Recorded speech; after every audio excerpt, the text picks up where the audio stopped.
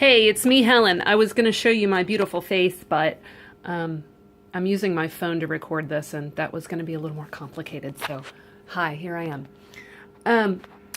This is my first bullet journal. I just became obsessed with it, but I'm not very artistic in terms of drawing and lettering and that kind of thing. I always have good ideas, but I can't execute them. So this bullet journal flip through will be for average people of average skill or below, because some of my stuff is not all that pretty, but it's supposed to be functional. Anyway, this was my old journal, my regular old journal.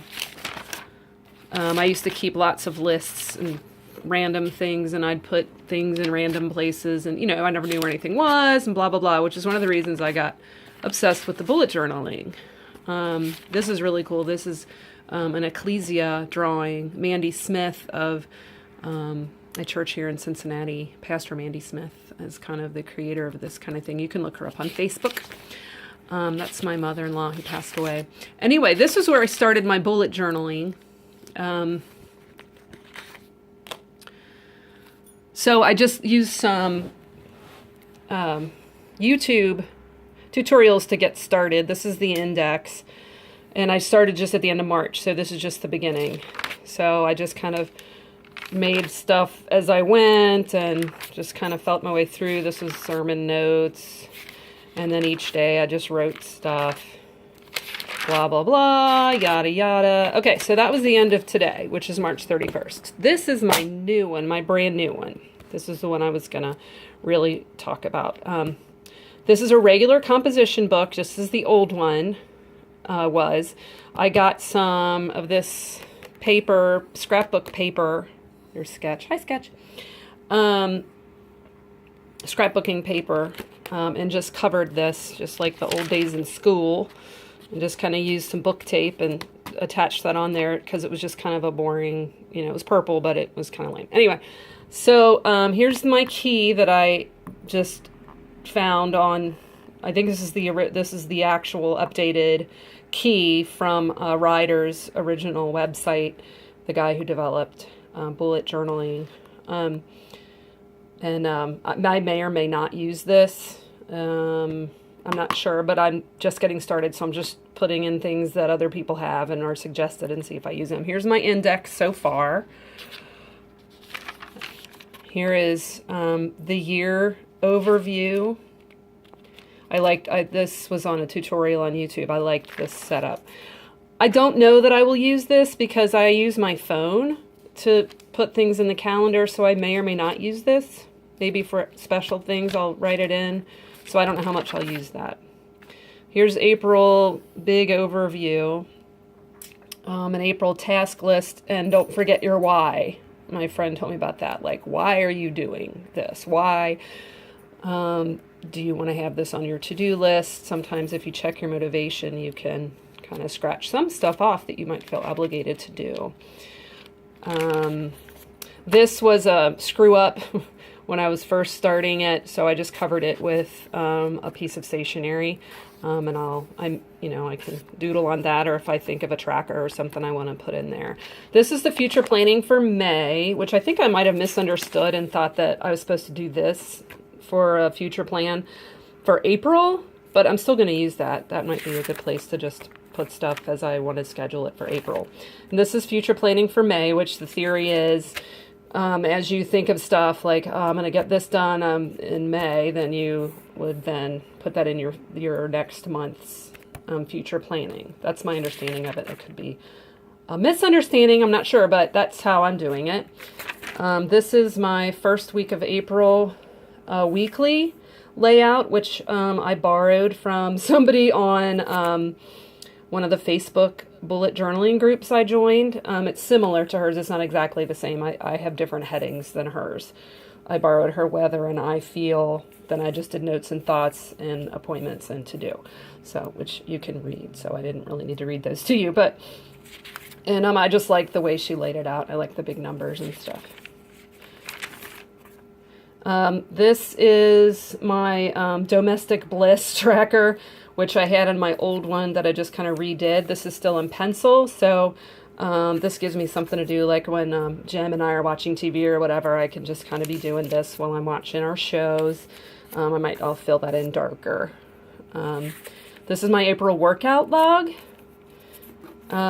so that I can mark down if I went to Planet Fitness or if I just walked at home or stretched, or whatever. And then that will actually help with this. This is a really important spread to me because I have very, very bad back problems. So somebody suggested on a group, because I wasn't sure how to do this spread, like I wasn't sure how to do this tracker that I wanted to do, that to get a picture of a back and label it for the areas and then use those numbers to that would then carry over to the actual tracker, instead of trying to say, well, it was my shoulder blade and it was under the shoulder blade or it was the whole back. I could just quickly refer to this. So I made this. I just found this online. Whoever drew this, thank you. I'm giving you credit. I took it off of Google Images. So there, that's the person that did it. So that's their credit. If you tell me who you are, I'll send you some money. Anyway, so location of the back pain, intensity, and type, antecedent, like what was I doing beforehand? Did I work out that day or the day before? Did I twist wrong? Blah, blah, blah. And then what helped? Was it Advil? Was it some stretching? Did that help? I could even write down if that aggravated it. Random stuff. I thought I needed this today when I was in the bathroom cleaning, and I thought, you know what, I need all this new stuff for the new shower curtain liner, and where do I put that in my bullet journal? So I just made a randomosity page of to buy and to do that I don't have a particular place to put yet, that I might get to eventually. Tiny adventures I carried over, but I had originally had in my old one.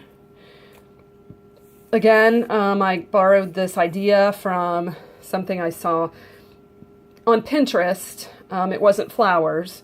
It was just circles with some other smaller circles, but they called it Tiny Adventures. So I just did the flowers. I don't write very neatly. I write kind of elementary level, which is one of my goals. Maybe I can use this to practice better writing my journal. These are things that Jem and I want to do some concerts. We have tickets for Hall & Oates. Yay! Symphony. My brother-in-law Don is in a chorus. We would like to go see some of his. Sabbath Song Farm. Hikes and walks. I realized today I want to make another one for movies down here. And then that's just some that was on the back of the other page. There's a blank space. I've numbered my pages every other. So anyway, that's it for now. And then the way I plan to do it is every day, like tomorrow, April 1st, then I would just have this out for my whatever I felt like journaling about that day. If it's just something funny that happened, or, like today I was listening to a podcast. It was an interview with Rob Bell about his new book. And then there was one by the podcast with Richard Rohr. I took some notes on. So just whatever happens in that day that I happen to journal will go there on my daily run through. And then of course I would notate the number of the page and come back and add that to my index, so that later I could go, oh yeah, the notes on that was there. Oh yeah, on page 17.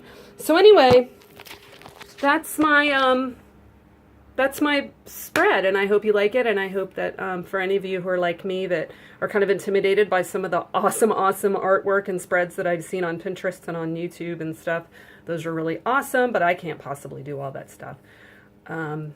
So anyway, hope you enjoyed, hope it helped, and see you later. Bye.